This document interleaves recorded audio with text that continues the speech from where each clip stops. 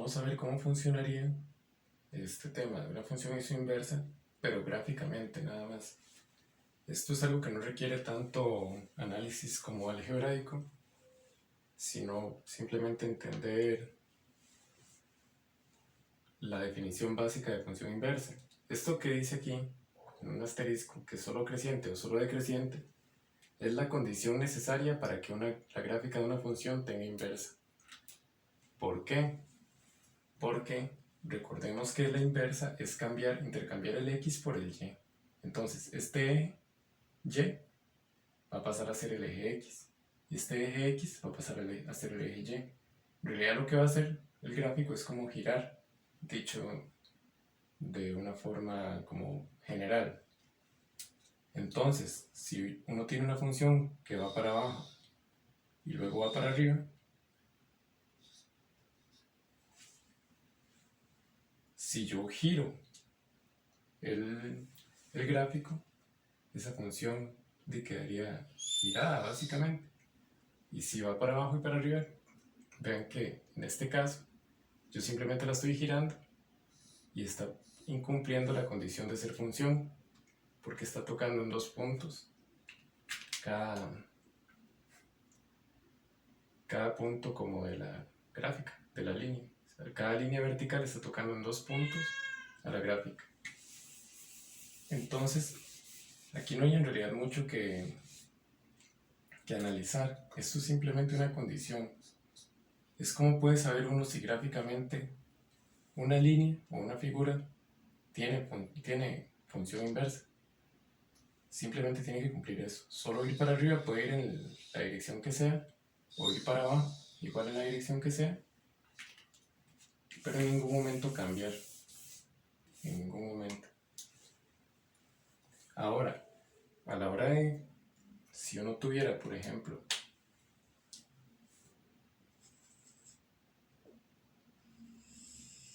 supongamos que esta es una función que cumple esa condición, va solo hacia arriba.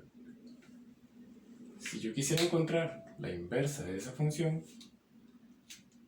para esto vamos a tomar en cuenta esta línea de guía, que es la línea diagonal que corta el eje en dos secciones prácticamente iguales. Siempre va a ser esta línea nada más, solo esta línea.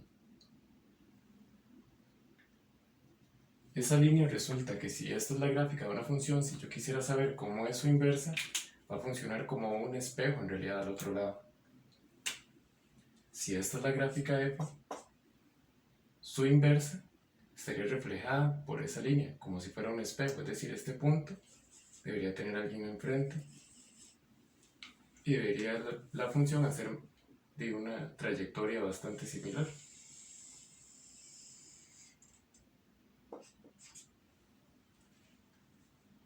Deberían de ser simétricas, tal vez en el dibujo no lo parece, pero básicamente para determinar que sea una función inversa lo que uno hace es tomar en cuenta siempre esta línea, que es la línea identidad se llama.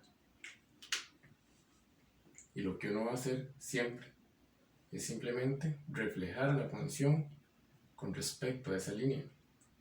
Por ejemplo,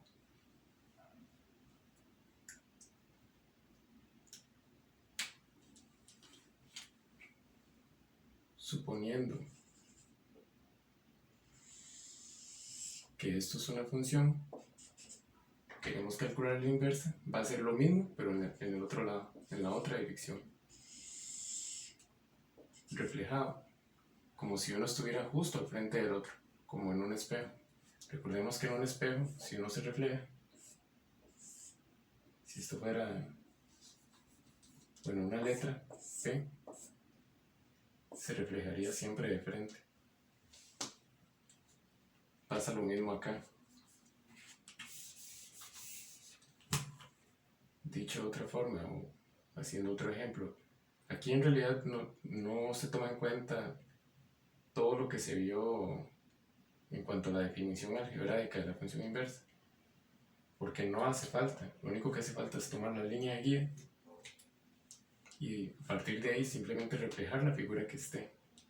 Si no sé, hay una función que parte del eje X y va en aquella dirección, de la inversa sería lo mismo, pero al otro lado. ¿Respecto a quién? A la línea esta, la línea de identidad. Partiría en el otro eje, al otro lado, haciendo la trayectoria en dirección opuesta. Eso es básicamente lo que hay que tener en cuenta. Es algo muy,